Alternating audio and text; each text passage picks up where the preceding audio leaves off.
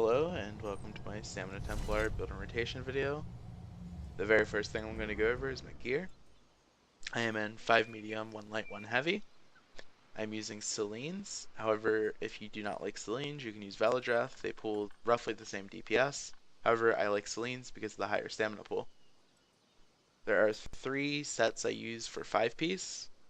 I always stay 5-piece Night Mothers, however, unless somebody else is in Night Mothers, then I'll swap to Hundings. The other 2 sets would be Two Fang Snake. I use Two Fang Snake if there are only 2 stamina in the group. Instead of Two Fang Snake, I will use Thunder Flame if there are 3 or more stamina in the group and none of them are using it. Thunder Flame is a massive DPS increase for your group on a single target enemy as long as there are multiple stamina DPS in your group to make use of it. As for my weapons, you want your main hand to be infused with a poison damage enchant. The reason why you want it main-handed is because your main hand swings twice as often as your offhand, and your poison damage enchant has half the cooldown as your weapon enchant. Poison damage enchants only have a 5-second cooldown without infused. Weapon damage enchants have a 10-second cooldown without infused. As for your offhand, this is where things get iffy for the trait. In a non-optimized group, you want sharpened. In an optimized group, in order from best to worst, is precise, nirnhoned, and fused. The reason why infused is not that great is because it does not lower the cooldown of your enchant on your offhand because your main hand already lowers the cooldown of both weapons. So all it would do is increase the potency of it, meaning instead of getting 348 weapon damage, you now get 174 more, so like 512, something like that. And precise or nirnhoned give you more than that, so that's why they're better than infused on your offhand. As for your bow, sharpened, nirnhoned, and infused on your bow all pull the same DPS. However, with sharpened on your bow in a trial, you will overpenetrate. So nirnhoned or infused are the better options. If you do not have nirnhoned or infused and you have sharpened, you sharpened anyway. Your 4th choice would be precise, but precise is really not that great at all.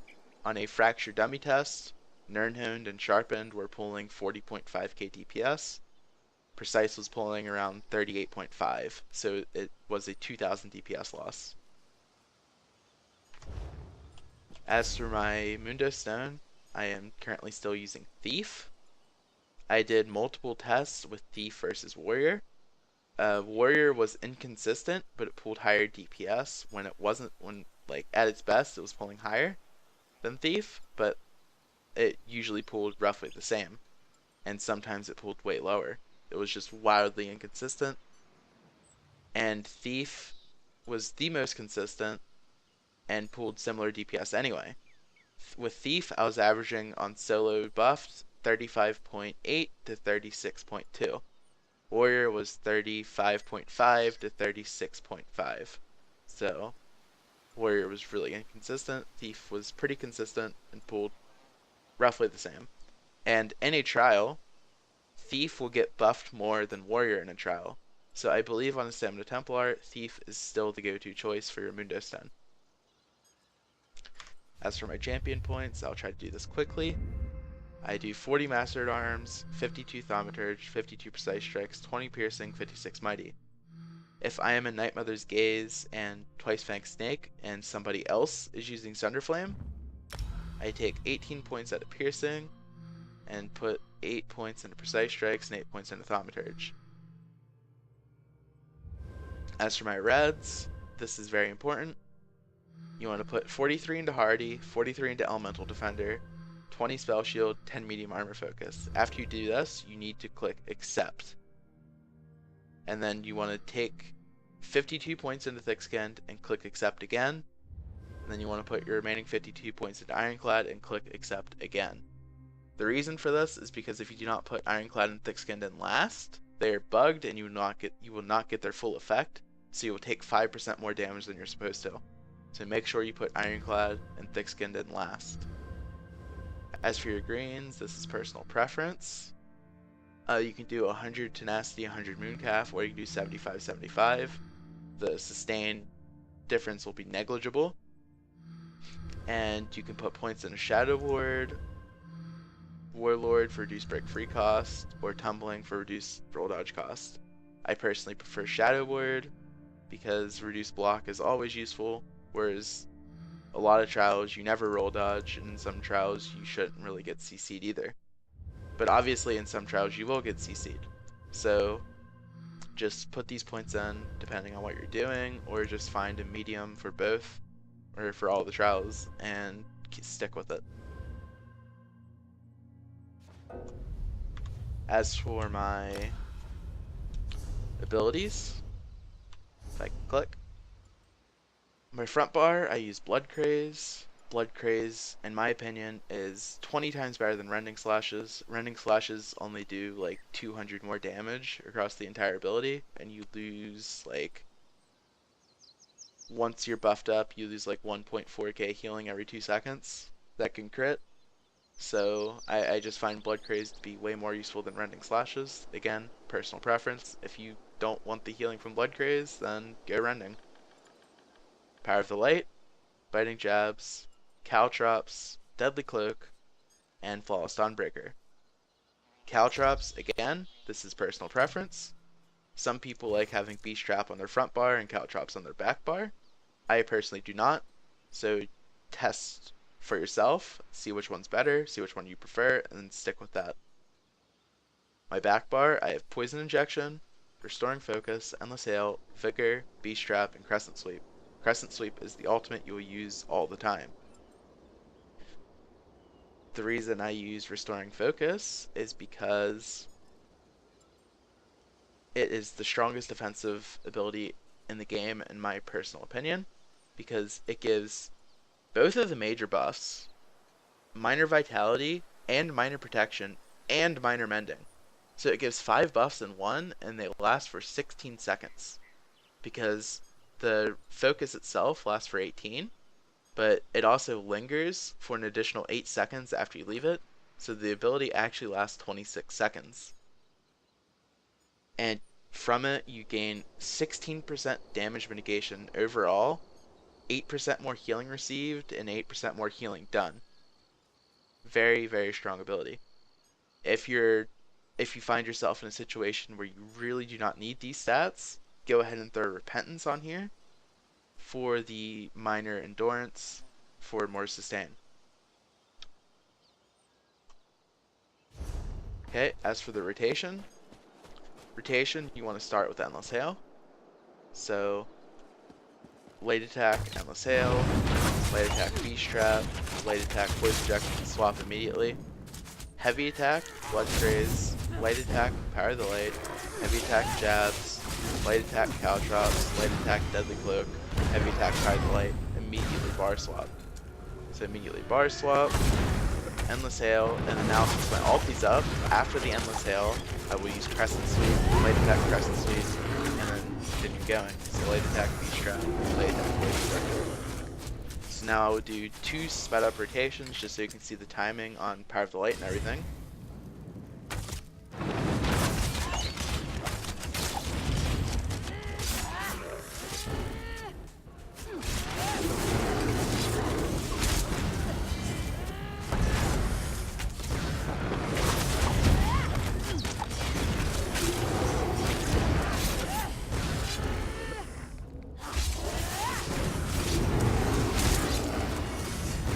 So as you can see, my buffs and my dots are pretty much up 100% of the time. And your main DPS abilities, hopefully this works, because this... I'm not out of combat yet. Well, anyway, your main DPS abilities are Endless Hail and Power of the Light.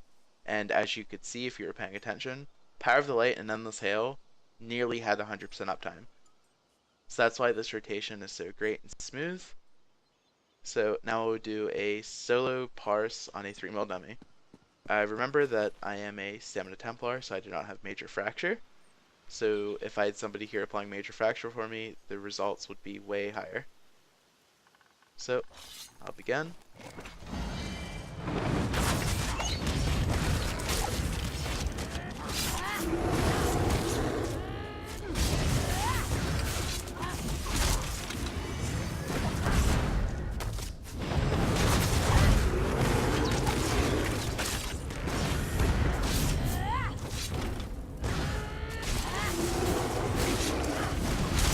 one thing I forgot to point out, the reason we're using poison injection last is because if you animation cancel poison injection fast enough with your bar swap, your poison injection will actually do damage as if you fired it off from your dual wield bar. It's not some insane DPS increase, it's only like a 400 DPS increase. However, it is still worth doing. It is hard to get used to, but when you get used to it, you go full higher DPS, though just not by much.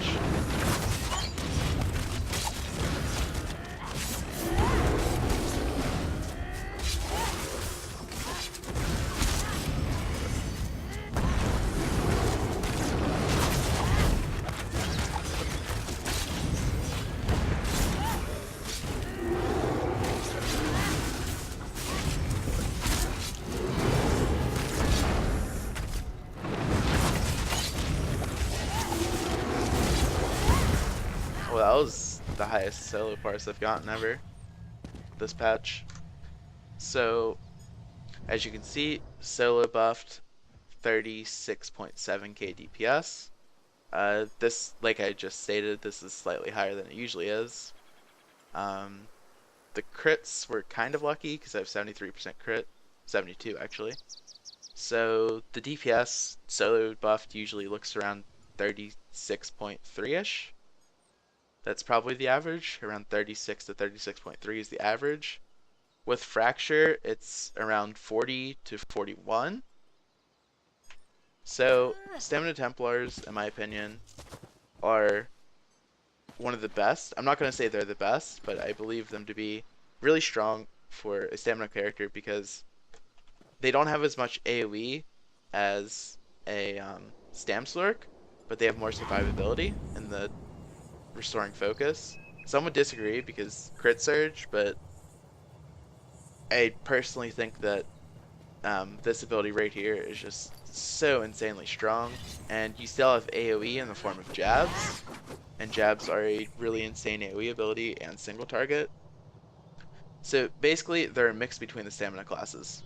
You still have high single target DPS, obviously not as much as a Stam Blade or a Stam DK, but you also have high high AoE as well. So they're kind of a mix between a Stam Slurk and a Stam DK, where you have relatively high AoE and relatively high single target, but you have the most survivability, in my opinion. And plus, Templars are just really fun. So, there you have it. I hope I explained everything. If I forgot to explain something or you're confused on something, feel free to leave a comment. I hope I helped.